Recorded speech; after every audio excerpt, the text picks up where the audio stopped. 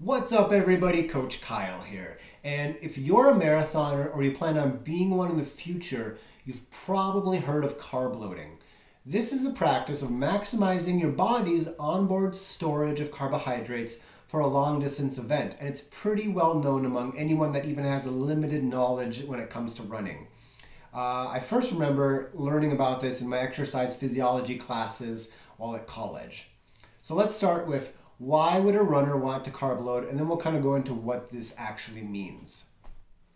So most people have about 2,000 calories of stored carbohydrates within their body in the form of glycogen within muscle and liver. A carb loading protocol can help you squeeze a little more carbs into your body. This glycogen or carb loading, the carbs, is a big source of fuel during distance events, during easy, moderate running, lasting 2 hours or longer. At that point, you risk depleting your carbs. So carb loading or squeezing in more carbs into your body can help kind of push this off. So if your running event is lasting 15 or 20 or more miles, you'll probably benefit from a carb load. At this range, if you take in some calories during the run, you'll probably not risk depleting your carbs. But why risk it? The brain senses that onboard carbs are becoming a little depleted, so the brain actually preemptively induces fatigue to slow you down. So the old school method of carb loading that I first remember learning about in college required a depletion phase. This is kind of like a mini series of American Horror Story for runners. It suggested dropping your carb intake to about 20%, 10 or 20% of your daily carb intake Monday, Tuesday, Wednesday. The theory was that this depletion phase was needed to stimulate your body to suck up these extra carbs. But thankfully, more recent research has shown this isn't really the case. You don't have to deplete your carbs. So the study I really like was from the University of Western Australia, and they say that performing a single short bout of very high intensity exercise followed by a very high carbohydrate diet basically does the trick. We'll get into some numbers later and some examples of what you kind of need to do for this protocol. But this Western Australian carb loading protocol, it mentions that, or it requires that a high intensity run the morning before the race, plus tons of carbs during the rest of that day, was enough to stimulate supernormal levels of muscle glycogen. So if you're following the Hal Higdon Novice 1 plan, you might not want to do this because you haven't been doing a lot of hard running. Research has also shown that doing a tough workout that's anything long or hard the Sunday or the weekend before the race, plus a high carb diet the rest of the week, also does a pretty good job. The nice thing about the Western Australian method is that it's only a single day of a workout and then a high carbohydrate diet. You don't have to load or eat a bunch of carbs for 3 days or a week. So now that you know how and why to carb load, what are some mistakes? First off, like I said earlier, if you just run easy and you don't regularly do workouts, you'll probably want to avoid that Western Australian carb loading protocol and just go with a 3-day protocol that does not require a high effort level, a high intensity run. But whether you go with the 3-day or the single day, another mistake you can make is eating too much fiber. So fiber keeps you regular, but by slowing digestion, it softens the stool, it reduces constipation. But the reason I like to avoid fiber is that it can slow the digestion, and it might cause you to have some GI problems the morning of or during the race. A final carb loading mistake that I'll mention is thinking that eating a big pasta meal the night before is a good idea. By this time, it's basically too late. There's no more carb loading to be done. You're simply putting extra food in your body that may or may not cause problems pre-race or during the race. So let's go over some examples and some numbers. We'll need to know how much you weigh, but let's go with 130, 150, and 170 pounds, roughly 60, 70, and 80 kilograms. A single gram, 1 gram of carbohydrate is 4 calories. So a banana, roughly 100 calories, is about 25 grams of carbs. And for food-wise, let's use an example of 2,500 calories of of intake daily. So with the Western Australian method, you'll perform your taper as your training plan dictates. Trust it. And then all you do is you perform a warm-up, an easy mile, and then all you do is 2.5 minutes, moderate to hard, and 30 seconds, best effort. Then you eat 10 to 12 grams of carbohydrate per kilogram of body weight the rest of the day. For our 3 runners, that's about 600, 700, and 800 grams, or about 2,400, 2,800, or 3,000 carbs of calories over the next 12, 24 hours. That's a lot of carbs, but I'll explain how to get that in later. Now, if you're not wanting to do that hard run the day before, you could do it 2 days before, or you could just do your easy, your normal training and up your calorie intake to about 75% carbs. So for a 2,500 calorie diet, it'd be about 1,800 calories of carbs. I suggest low fiber to avoid gastrointestinal distress, to make it easier to pass things through. So you may be asking, what does 500 grams or 2,000 calories of carbs look like? The example I like to use is a carton of Minute Maid orange juice. It's 4 pints, it's 4 pint glasses, which isn't really that much juice, easy to drink. How many carbs do you think you get from 4 glasses? About 100. You drink 4 glasses, you get 1/5 of your daily carb needs for a carb load. Not so bad. A bagel and some jelly is about 75 grams. After your run for breakfast, you might have a couple tofu burritos, tofu scrambles. That's about 40 grams of carbs. You add some potato in, you get about 60 grams of carbs for the meal.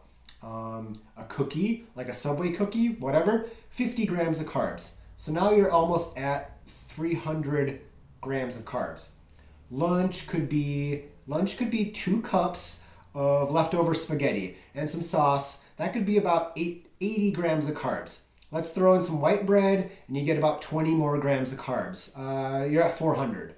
So now at dinner, we need about 100 more grams of carbs. So let's go with a couple baked potatoes, some salsa, some vegan cheese, some bacon bits, some hot sauce. We might be at 75 grams of carbs. Have some so delicious ice cream and you're at 100. Not so hard. Obviously, it's not the healthiest day. There's not a lot of fruits or vegetables in there. No whole grains really, but we're not eating for health during a taper. During the last couple days, we're eating for race performance. And speaking of the race, now that it's race day, what's the protocol? Every decision you've made for the last 3 months or so went through the how will this affect my race filter. Everything. Will it affect my race negatively or positively? You've paid for entry fees, shoes, protein shakes. You've been foam rolling. Your family has sacrificed. Maybe your spouse has ridden alongside you as a support bike for some long runs. Maybe your spouse helped you with food prep. They pushed you out the door when you didn't really feel like getting out there. So let's learn how to not frack up all that sacrifice, all that money, all that training on race day with poor nutrition execution. One thing I like to suggest is, like, the first thing you're going to do on race day is a super easy 10-minute jog 2 to 3 hours before the start of your race. The first reason I initially started investigating this shakeout run was to get a good pre-race poop in. It's very helpful. It does the trick. It works. Whether your event is local or you drive there, wake up, throw on your running shorts, and just go for an easy 10-mile walk jog. The other reasons I've enjoyed performing the shakeout runs are that they kind of force you to wake up nice and early. It gets you going. It helps. I really think it does. I really think it helps you relax a little bit too before the race. If your shakeout run ends about 3 hours pre-race, you're perfectly timed for breakfast. And don't overcomplicate things here. Just as you practice your race pace in training, practice your race breakfast in training as well. A couple slices of bread with some peanut butter and jam, maybe some honey, some coffee. That's about 400 or 500 calories. This is a fairly standard breakfast where you can change it a bit here and there, but it can remain fairly constant building up towards and on race day. If you want to make the morning of the race as straightforward as possible, you can just prepare this the day before, wrap it up, and you don't have to make it that morning. You're just good to go. Then we have second breakfast. If first breakfast was 3 hours pre-race, second breakfast might be 90 minutes later, 90 minutes after breakfast, 90 minutes before the race starts. A nice rule of thumb here is that you might want to eat for second breakfast half of what you ate for first breakfast. Easy peasy lemon squeezy. Don't overcomplicate things. But now, immediately pre-race, one of my favorite calorie sources is this isotonic gel from Science and Sport. Isotonic means it's not like gel, like jelly, it's more liquidy. It's a little larger of a pack, but you don't have to wash it down with anything. What I've often done is I've taken this, I've had it with me in my belt before a race, and I'll have it before the race, right at the start line. I'll throw away the wrapper and I'll be good to go. If you're not participating in an event that requires intra-run fueling, like a 5K or 10K, after this isotonic gel, you're good to go. But let's get into some simple vegan intra-run, within the run, fueling methods and options. For the purpose of this video, I'm going to assume you'll be running for 3 to 5 hours. Any less than this, and you'll probably be fine with just a single gel during the run. Any more, and you might want to plan some real food. But for like a half marathon to a 50 miler, these tips with real race specific or running specific fueling will be okay. With pretty much anything, I like the KISS principle, K-I-S-S. Keep it super simple. The goal with the nutrition plan should be to keep it as super simple, as stupid simple as possible. Cutting out options so you don't have to think about what to do makes it easier. You just do it. It will reduce the chances of you messing up, of you overthinking something. So let's start with the basics. During a 2 to 6 hour run, you'll need calories and you'll need water. Let's start with hydration, and again, make it as easy as possible. Generally, I like to keep the water and the calories separate because I think drinking to thirst but taking in calories on a schedule is the easiest and maybe the most helpful. Drinking as thirst dictates is super easy, but you'll want to try to take a bottle per hour, like roughly 1 bottle per hour. Drink more if it's hotter, drink less if it's not hot or you're running very easily, but just go by thirst. Research has shown that actually the dehydration might not be what hinders you while running. It's the uncomfortable thirst that does. Crazy, I know. Now with calories, there's a large range, but 200 to 300 calories per hour is pretty good. If you're a 130-pound runner, you'll be on the lower end. If you're 180 pounds, you'll be on the higher end. But going with like 250 is a pretty good rough amount. Using some sort of hydration pack or vest is nice because it keeps everything close to your body and you don't have to carry something like a handheld. Handhelds are nice, but they can get kind of annoying. The belts are also nice, but I like the small bottle belts. Larger bottles bounce too much. 2 options that I've been keen to suggest are a pack with chest pockets that holds either a bladder or bottles on the back. You can stick your calories in the chest pockets and you can have your hydration pack or your bottles back here. The bottles can be nice because you can literally see how much you're drinking. The hydration pack is nice because you just have the spout, but you can't see how much you're drinking.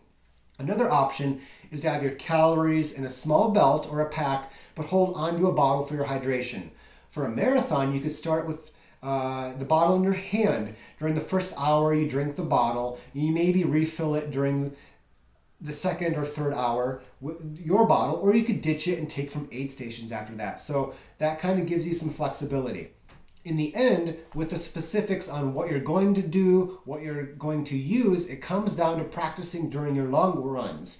to kind of see, to feel what works, and to decide what's going to be a viable option for your marathon.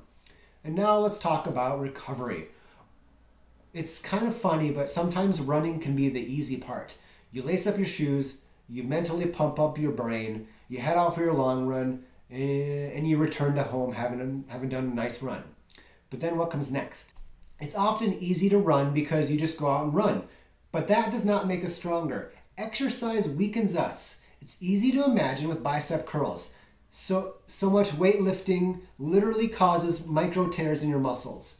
It's the recovery, it's the adaptation, it's the regeneration and the rejuvenation that ends up making you stronger and faster. Your body regenerates, it adapts, it super compensates beyond what it was before the workout, and it gets stronger. So while the workouts are part of the equation, what the pre-written training schedule you're probably following doesn't remind you about is post-workout recovery strategies. So let's take a moment and go over an optimal plan for after a hard or a long training run. We'll touch on nutrition, but we'll also touch on some modalities you can utilize. Step one is the end of your run. Now, the worst thing you can do for recovery is be inactive. For a race, all you have to do is simply walk the last quarter mile or so down the course and just go cheer on people that are still coming in. It's good for you, it's good for the people that finish.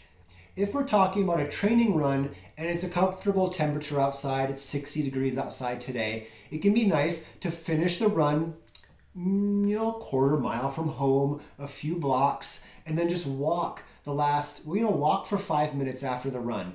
It's a nice, little active cool down. Step two is to consume something. This may take place in conjunction with or immediately after the active recovery. If you want to maximize your adaptations and how quickly you bounce back from a hard run, consuming some liquid with electrolytes, as well as a snack containing protein and carbs can be optimal. Now, normally I'm not a huge fan of habitually consuming protein bars, but that being said, while traveling to a race, they can be handy. Some of the more popular bars that you may easily find at stores are like the Cliff Builder bar. It's a soy protein bar, and the Vega options can be pretty common as well. Aim for about 20 grams of carbs for recovery within 30 or 60 minutes. Now, my usual shake after a workout or a long run is the Silk Protein Nut Milk. It's pea protein mixed into cashew and almond milk, I think. 1 cup is 10 grams of protein, so I just drink 2 cups, a pint glass. It's easy. If you're at a race, grab whatever the event is providing or plan ahead and bring your own. If you drove to a trailhead, plan ahead. Just have some of that Silk in your car and sip on it on the drive home. Or if I'm doing it here, I'll sip on it while doing my strength work and foam rolling. So now step 3 is the bath. So you're probably thinking of an ice bath. The long-held belief is that you recover better from hard running with an ice bath. But the tricky part is that you may indeed recover better, but you might adapt less. So with an ice bath, common protocol is 15 minutes in 15-degree Celsius water after a hard session. But at the same time, you may be, like I said, you may be impairing muscle growth or adaptations. So you benefit less from the run you just did. What this means is that if you're doing frequent hard or long sessions like a dopey challenge, ice bathing is probably a good idea because it helps you recover faster. During the dopey challenge, you're not trying to adapt, you're trying to recover. Instead, after a training run though, you might benefit more actually from a hot bath. Compared to a cold water immersion, a hot water immersion done right after a bath or a run while your temp is still up can it can trigger some heat adaptations. It can make your body better at cooling itself. So go with the hot water bath after a workout instead of a cold water one. Now, number 4, recovery tools and options. There are a few tools at your disposal to help aid in recovery after very long or hard sessions. Obviously, the 2 that probably come to mind are foam rolling and compression socks. So So if you're traveling to a big race, you might get lucky and be at a hotel that has a foam roller in the gym. I've been to a few and they've had some foam rollers. If you don't want to risk it, there's an absurdly expensive collapsible foam roller available, and it's on Amazon. Compression socks are easy to use once you get them on. You throw them on and you're good for the rest of the day. Don't forget that compression socks are not meant to be worn while sleeping. They're meant to be worn with your legs under your body to get the blood flow up and going. Step 5 then is dinner and bed. After big runs, I normally don't worry too much about what I'm eating as long as I'm eating something. Your appetite might be lacking after a long run.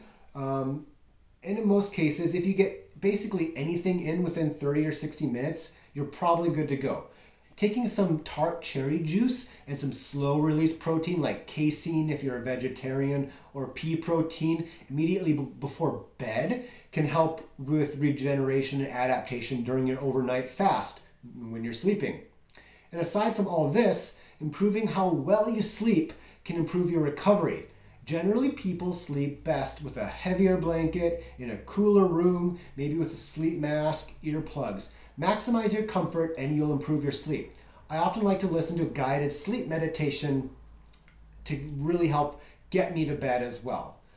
So there we have it. I went through basically everything I could possibly think of for pre-race carb loading, immediately pre-race diet, the intra-run fueling, post-workout recovery techniques, nutritional thoughts and considerations. So if you have any questions or comments, please drop them below. Let me know what you think about this. And as always, you keep running, I'll keep coaching.